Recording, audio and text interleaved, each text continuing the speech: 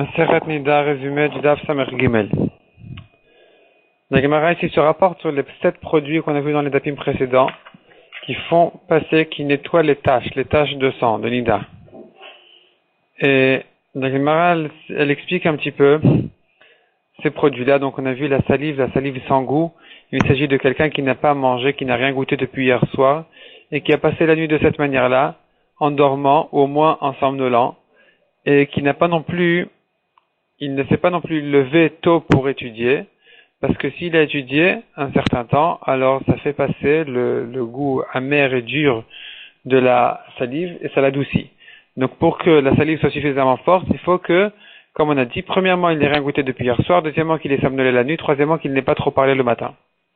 On a vu encore d'autres produits qui sont par exemple les fèves cassées qui ont été mâchées.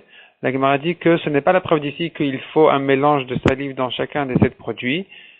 Peut-être qu'on pourrait dire ici c'est une question de la chaleur de la bouche qui est nécessaire pour ce produit-là et non pas la salive. La Gemara ramène Rabbi Yehuda qui lui dit que ça se prépare d'une autre manière, il n'y a pas besoin forcément de le mâcher, mais il suffit que ce soit de l'eau de fèves bouillante sans sel. Ensuite, nous avons les urines qui font aussi passer les taches. La Gemara elle rentre aussi un peu dans les détails de quoi il s'agit exactement. On a dit qu'il faut frotter 3 fois. La Gemara se demande est-ce que quand on dit 3 fois, ça veut dire 3 fois va et vient, ou bien va, vient et va, ça compte déjà pour 3 fois, on reste en safek. Ensuite, la Gemara dit s'il les a fait passer en désordre, les 7 produits, c'est rien du tout. Il faut les faire passer en ordre. Et la Gemara ajoute là-dessus, s'il a fait passer d'abord les derniers, ensuite il a fait recommencer depuis le début de l'ordre, depuis le début de la liste des 7 produits, c'est bon, parce que là, on considère la deuxième fois il a fait passer les derniers produits de la liste, qui est, donc c'est celle-là qu'on compte, et qui est venue suite au premier produit de la liste, donc finalement tout ça a été fait à temps, selon l'ordre, un après l'autre, et c'est bon. La Mishnah ensuite rentre dans les détails de Vestot. Vestot, ce sont les règles qui viennent suite à, on peut repérer le signe qui annonce la venue des règles. Et donc on a vu au début de la Maseret que quand ça vient selon des dates fixes, alors elle n'a pas à craindre rétroactivement qu'elle était mise depuis longtemps. Ici, notre Mishnah vient nous ajouter que c'est pareil aussi en ce qui concerne s'il y a un signe physique qui vient annoncer en fait la venue de ces règles. Et la Mishnah rentre dans les détails, quels sont les signes physiques qui viennent annoncer ça, si elle a besoin de s'étirer, d'éternuer, ou elle a mal au ventre, ou elle a mal à la matrice, des frissons, toutes sortes de choses comme ça, eh bien, ça peut être fixé, ça peut fixer la venue des règles. Ensuite, la Gemara ajoute que nous avons encore d'autres choses qui peuvent aussi annoncer la venue des règles, qui sont si par exemple elle a l'habitude d'avoir mal à la tête, ou mal aux membres, ou bien de trembler, ou bien de bâiller, et que suite à ça, quand ça se répète plusieurs fois, elle voit que ces règles arrivent, à nouveau elle pourra fixer ces règles selon ces signes physiques. Ensuite, l'Egma ramène que nous avons une marloquette entre Rabbi et Rabban Shimon et Gamliel. Selon Rabbi, une chazaka se fait au bout de 2 fois. Donc si une chose se répète 2 fois, c'est une chazaka, on considère que c'est comme ça que ça doit se reproduire.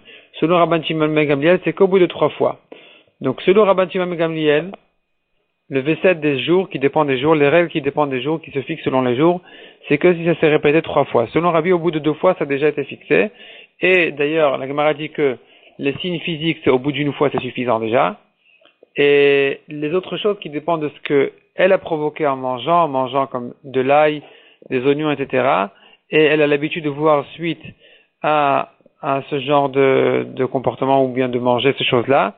Alors là, au bout de 3 fois, même selon Rabbi, c'est qu'au bout de 3 fois qu'elle a sa chazaka, qu'elle a fixé ses règles.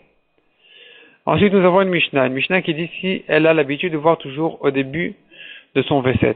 Donc, c'est-à-dire les signes physiques qui annoncent la venue de ces règles. Ça dure un certain temps, 1 heure, 2 heures, et depuis le début déjà de ces signes-là, elle a l'habitude de voir ces règles. Si, au courant de ces signes-là, donc de son V7, elle a touché des théarotes, elle doit craindre que tout est tamé. Si par contre les règles ont l'habitude d'arriver à la fin, à la fin de ces mots ou de tous ces signes physiques, là, les théarotes qu'elle a touchées tout au long de son V7 restent théorotes parce que finalement, à ce moment-là, elle est censée être encore théora. La Mishnah ensuite ramène la marloquette entre Rabbi Yehuda et Rabbi Yossi, à savoir, une femme qui a fixé ses règles selon les jours et les heures, est-ce qu'on ne considère que l'heure précise qui est en fait en risque, où elle est censée voir ses règles, c'est qu'à ce moment-là qu'elle doit craindre, mais pas avant ni après, ou bien non, toute la saison, tout le jour ou toute la nuit, elle doit les craindre. Donc selon Rabbi Yossi, elle ne craint que son heure, selon Rabbi Yehuda, elle doit craindre tout le jour ou toute la nuit. Et la Gemara dit, l'alacha elle est comme Rabbi Yehuda, qui craint le jour entier ou la nuit entière, mais c'est pas la peine d'ajouter là-dessus encore une saison de plus, donc un jour avant ou un jour après. C'est que le jour où la nuit elle a l'habitude de voir, qu'elle doit craindre toute cette saison-là.